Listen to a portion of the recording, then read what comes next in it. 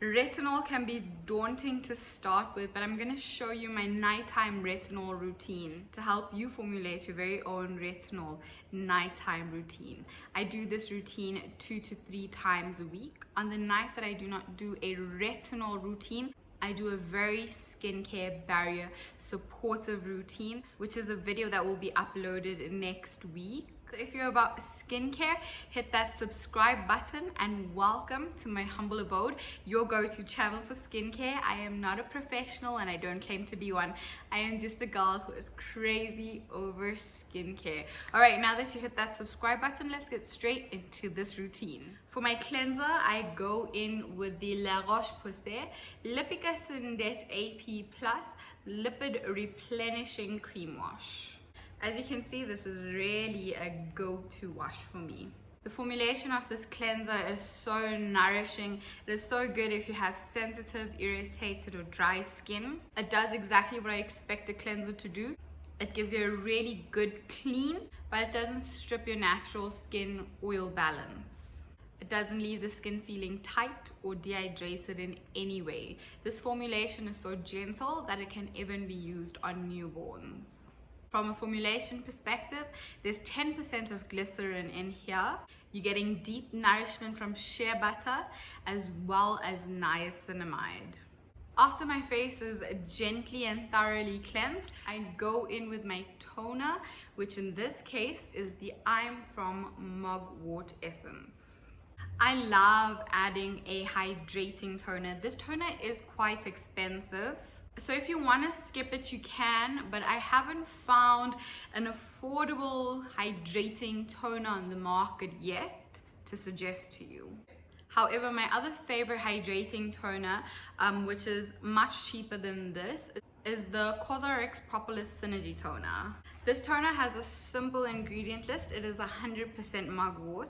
It has soothing and anti-inflammatory properties, which is amazing if you have sensitive skin. It's filled with antioxidants and it's antibacterial, so if you have sensitive, acne-prone skin, this is such a stunning toner for you to consider. I love it for the hydration that it adds to my skin because it has a component of vitamin E in it, which helps the skin to retain moisture. This is one of my favorite hydrating toners, and of course in this step you can replace it with whichever hydrating toner you like and you enjoy, or you can skip this step completely. But retinol is very potent, so it can be very drying to the skin.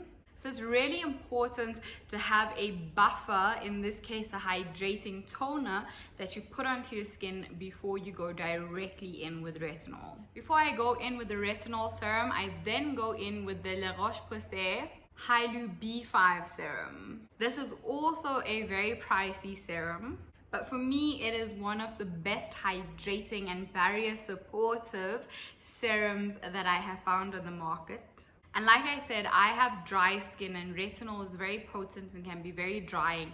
So I have to go in with a very, very potent hyaluronic formula. The texture is also much thicker than other hydrating serums that I use generally. So in essence, the serum acts as a wonderful barrier supportive buffer for me before I go in with the retinol. The serum does contain alcohol and fragrance. The fragrance is so light and so enjoyable. And the alcohol is not a problem for me because the formulation of this serum is so very hydrating. So I cannot say that the problem is it being a drying serum or the alcohol being able to dry out my skin over the long term. It's really just there for cosmetic elegancy. If you want to know more on my views of alcohol and fragrance in skincare, I'll list a video in the description box called My Unpopular Skincare Advice. I discuss the fragrance and the alcohol from a bit more of a scientific point of view so you can understand why it's not really a controversy to me. Key ingredients in this serum is glycerin, sodium hyaluronate, and panthenol. And now that my skin is nicely prepped, I then go in with the fundamental skincare 0.3% retinol. Because retinol is so potent, if you are a beginner and you're just starting with it, start at a lower concentration and over time you can increase the concentration as your skin becomes less sensitive to the retinol. Like I said in the beginning, I only do this routine about 2 to 3 times a week. And the reason for this is because I want to avoid purging. So in order to avoid purging, start with a lower concentration and do it only a few nights a week to introduce retinol to your skin. This retinol from Fundamental Skincare is a cosmeceutical grade retinol. Honestly, I've really been enjoying it, even though it's only 0.3%. When I wake up in the morning after doing a retinol skincare routine, my skin literally looks like a baby's bum early in the morning. I kid you not. This is formulated with 1% of hyaluronic acid and 2% niacinamide. It is brilliant for increasing cell turnover. Retinol is your anti-aging gem. But you already know that. That's why you want to get into it. Retinol also helps to manage breakouts. It helps to even your skin tone and helps with skin texture. Because it is so potent, it can be drying to the skin like it is with mine. So my routine is filled with hydration and moisturization when I am using retinol. After I put my retinol in, I go in with the LaRoche Posay Cicaplast Balm. This is a thick, barrier supportive, emollient, hydrating moisturizer.